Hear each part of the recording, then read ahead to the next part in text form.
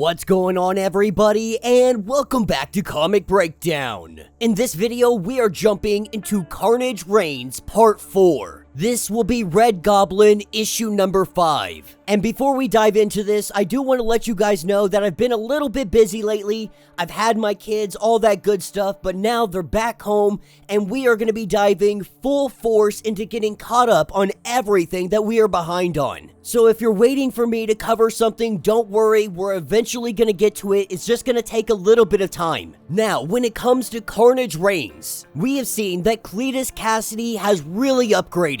This is all because of the events of King in Black, with Kasady having a dragon symbiote. Combining this with Stark tech, he has become dang near impossible to stop. This combination is known as symbiote, and just when you start to think that he can't be upgraded even more, that's exactly what happens. With Miles Morales failing to stop Cletus, he has taken over Tony Stark's digital network, now being able to tap into electronics and the internet network across the city. We are seeing the city's inhabitants turned into lethal puppets. And this is unleashing untold destruction. So make sure you guys have subscribed to the channel, make sure that you like this video, and with that being said, let's dive into this breakdown.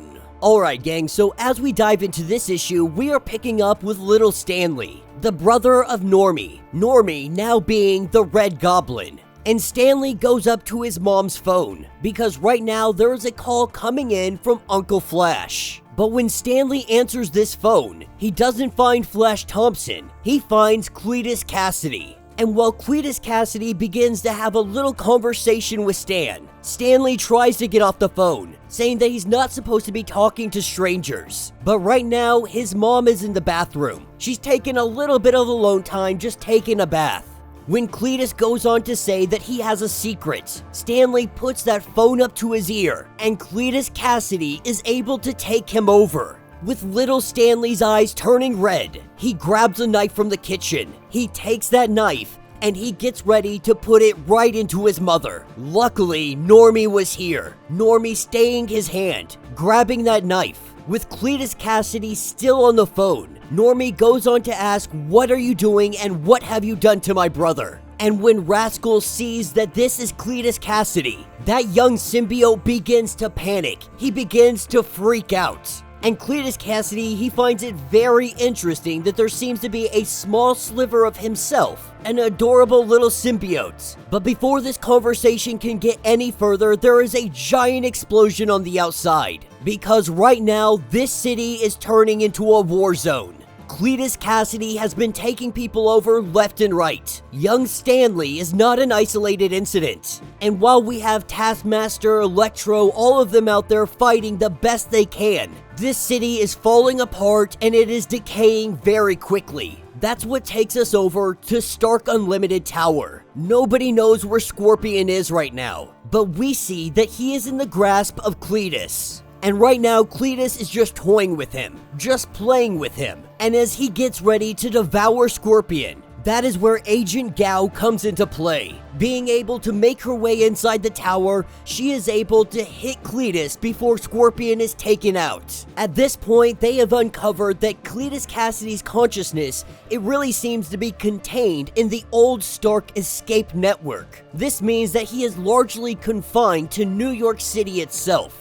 And while the two of them make their escape, this is when Fei Long gets on the horn. After hearing the news of the situation that is currently ongoing, he decides to send some of his Stark Sentinels to help out. And so, with the muscle on the way, we jump back over to New York City. And this is where we have Red Goblin that is on the streets. He's trying to stop and help as many people as he can. And in the midst of all of this, that is when Miles Morales comes falling from the sky. This is the first time that Spider-Man and Red Goblin have met one another. And at first, Miles not sure what to think of this situation, asking who is he supposed to be, and are we going to fight or are we working together? And while they sit in this state of confusion, that is where we have Kenneth Neely. Though he may have fallen from Stark Tower, all of the armor that he had on him, it is all protected him. with Carnage having absolute control over him. We see him go in on both Red Goblin and Miles, with Spider-Man and Normie both taking him on. We see Miles jump on his back,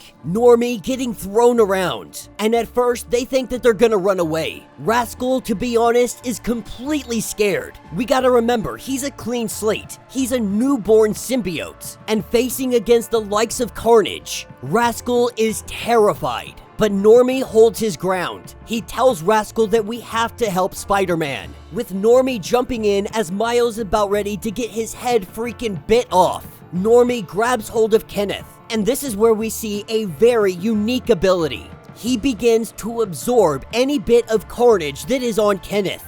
Red Goblin is able to absorb other symbiotes. We don't know the extent of this. We don't know if this only applies to those that are infected by Carnage. And while this shouldn't be possible, Carnage is freaking out. Kenneth Neely has been freed of the grasp of Carnage, and this only infuriates Carnage more. With Carnage being over all of this, the city begins to descend on the two heroes, with Red Goblin and Spider-Man finding themselves completely surrounded, Electro and all the others being taken down. This looks like a fight that they are not going to be able to win. But that is when a giant blinding light comes from the sky, with a thunderous crash down to the ground. The Stark Sentinels have arrived. And that will be the end of this issue.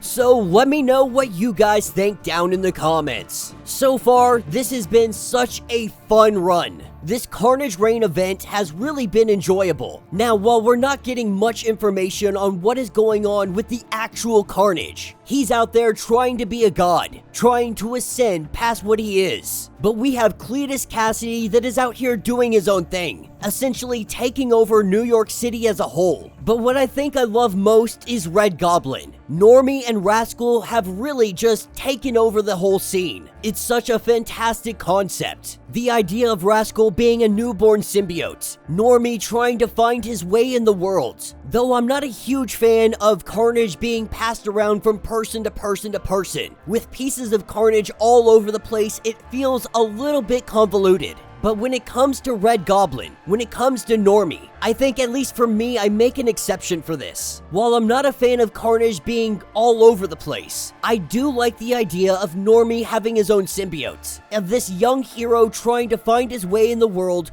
while trying to understand Rascal, trying to understand himself. And every single day, we are learning new abilities of what Red Goblin can do. This is really setting him apart from the rest of the symbiotes. But more than that, it's really building up who he is going to be in the future, because this is just the beginning of his story. I really hope that Normie and Red Goblin stick around. You know, every day we talk about how they should just make new characters, and this is a prime example of it being done right, of taking someone like Normie, taking someone like Rascal, and truly making it their own. I only hope that the two of them stick around. I am very excited to watch them grow, to become the heroes that they one day might be. But let me know your thoughts, let me know your theories. If you would like to get completely caught up on everything going on with this series, be sure to check out the link in my description as well as the top of this video. It will get you completely caught up on everything going on with this series. If you would like to support the channel, you can always do so by joining the channel membership. Much like Patreon, having multiple different tiers, from $1 to $50. From loyalty badges to comics every single month. Not only does this help out the channel tremendously, but you are getting tons of perks in the process. If you are unable to do this, do me a favor, subscribe to the channel, like this video, hit that notification bell, and with that being said, until the next breakdown.